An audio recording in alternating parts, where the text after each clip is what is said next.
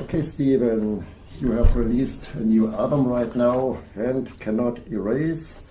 It's about Joyce Vincent, who lay 3 years in her flat dead. And there's a film, Dreams of a Life. It's the background of this album. It's a concept. So what was the reason or the inspiration to take this story for your new album, and Cannot Erase? The story.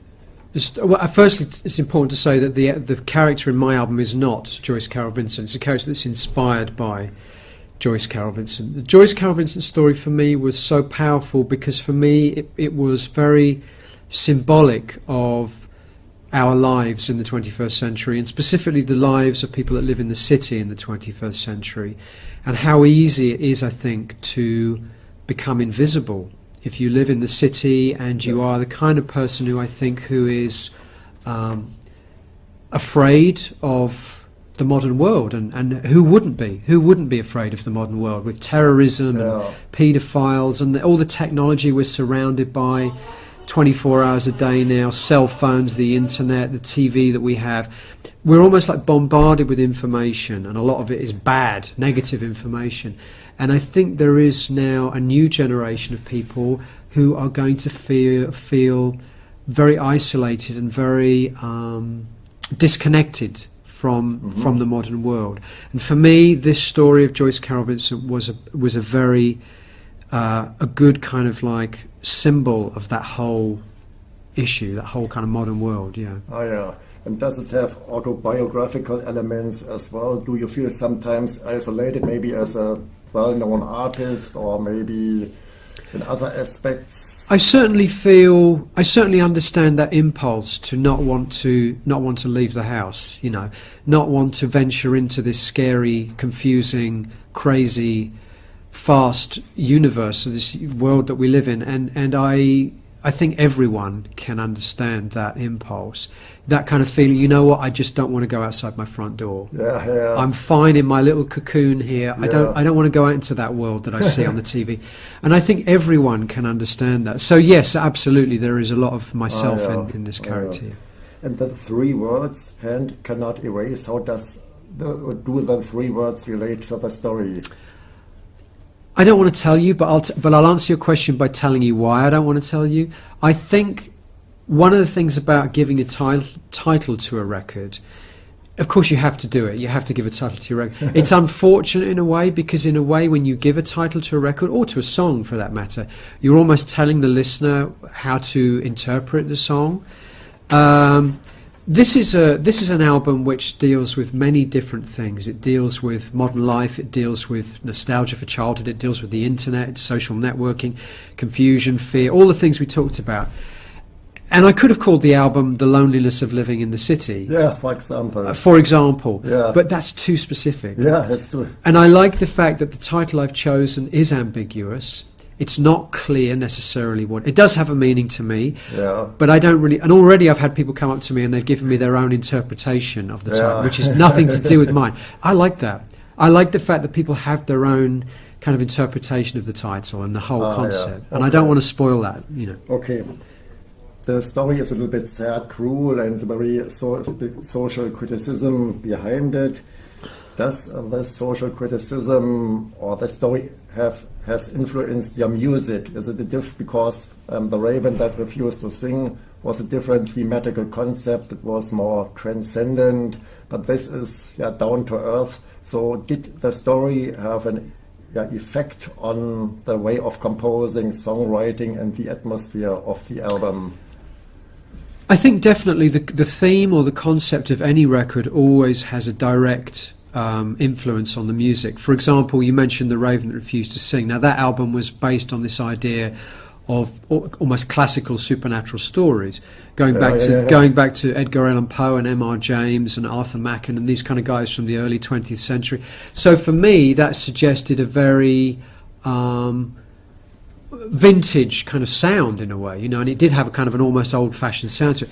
Now, here's a story set in the modern world, in the heart of the metropolis. So straight away I'm thinking, more use of electronic sound, more use of almost industrial textures. And also it's the story of someone's whole life. So you have the opportunity to express many different phases of life, many different emotions, from joy to confusion to fear to anger to melancholia and I think all of those things are reflected and kind of influence the approach to the music.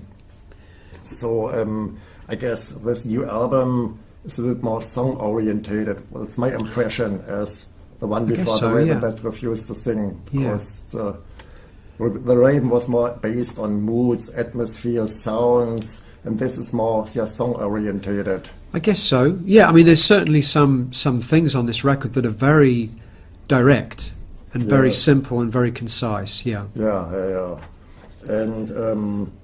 there are some elements that sound like Rush, for example. In 3 Years Older or Regret Number 9. Do you agree there are some elements of Rush?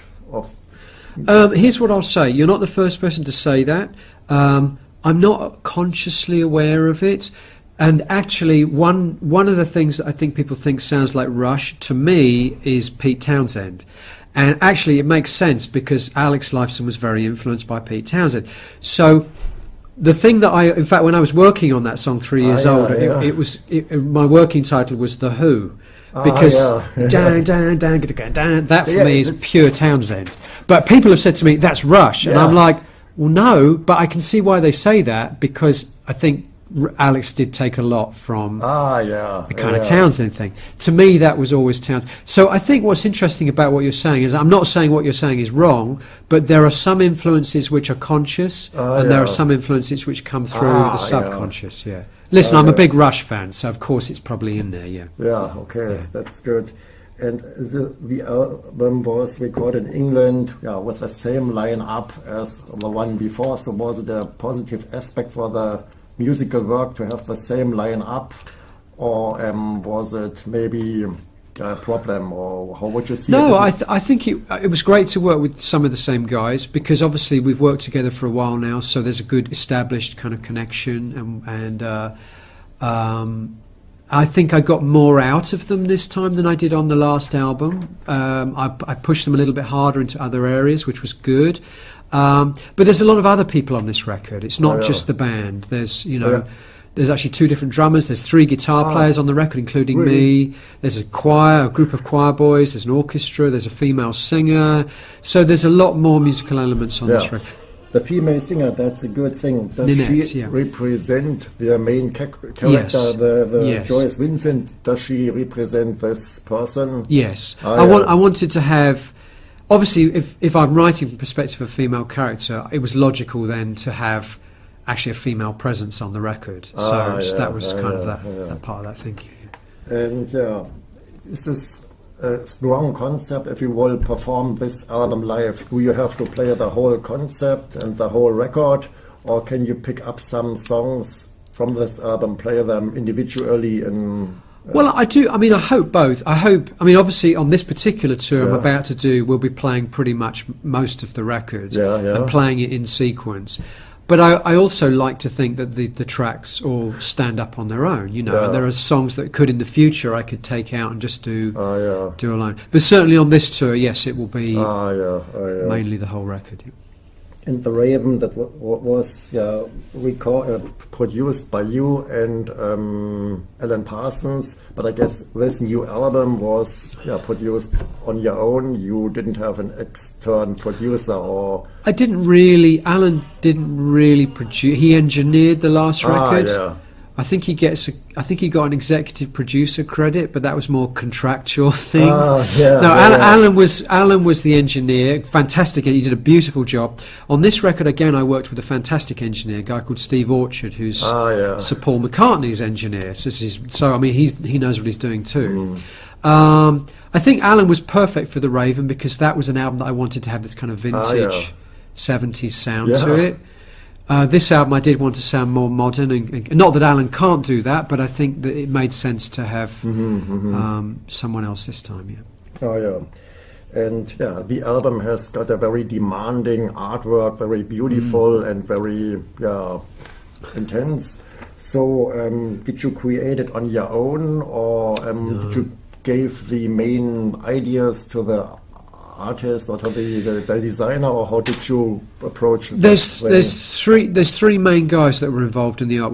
Lasse Hoyle, the photographer, Hayo Muller is the German chap who did the Raven, who's in illustration, and Carl Glover was the designer. And Carl was very important this time because we were trying to create a document of someone's whole life.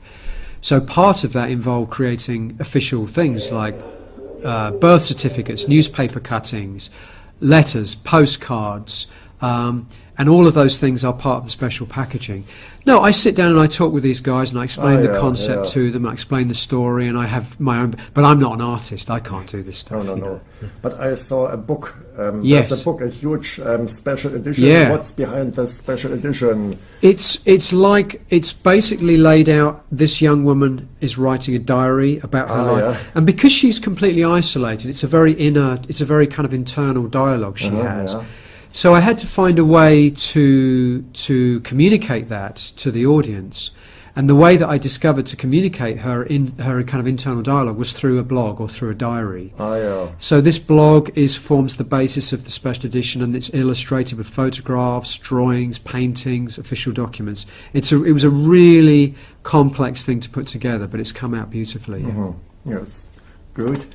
And you will go on tour with this, new album, and you are well known for your, also demanding video projections, rear screen projections, and video clips.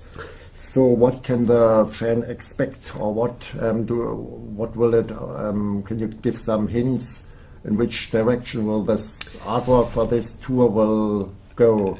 All of that, but bigger and better. I mean, we've got a fantastically visual. The whole concept is very visual. So I have 3 filmmakers working on new films for the tour, and it's going to be hopefully bigger, more spectacular than ever before. Well, that's good. I hope. In the last tour, you played in seated venues. It was the situation that you played in seated. How were the reactions on that? And now will you keep it up, playing in seated venues? Is it better or we do? worse? Yeah, I mean,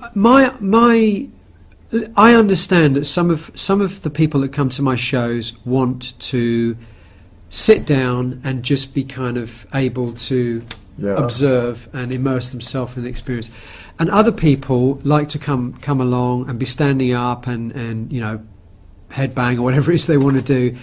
To me, the ideal venue is one that has a combination of seating and standing, but you can't always have everything you want. Sometimes I play to it's slightly odd playing to a seated audience because you don't feel a lot of reaction. But I kind of got used to it now, and I do understand from the audience perspective. Sometimes, particularly older people like me, if I go to a show, I usually want to sit down and just watch. I totally understand that. Yeah. And what is many prog rock bands have a very faithful audience, but they are not very successful. I know many bands, prog rock bands, but you are extremely successful. So what is your recipe for being so successful and charted high and having so many fans? What do you think? Honestly, I think the answer to that question is I'm not interested in being in a prog rock band. No. And I think you hear that in the music. When you listen to my music, I acknowledge that I'm definitely in the tradition of progressive rock artists, but actually I never saw myself as someone that just made progressive rock. And if you listen to this record, Hand Cannot Raise, for example, you'll hear songs on there that are pure pop. And you'll hear songs that are electronic, and you'll hear death metal riffing, and you'll hear ambient interludes, and you'll hear singer-songwriter ballads. And I think that's the secret, is I'm not interested in being I'm not interested in being in a genre. And the music kind of reflects that, and I think that's why the audience is much broader than just prog rock, you know what I mean? Although they like the music too, so that's my answer. Thank you for this nice interview, Stephen. My pleasure. Great success.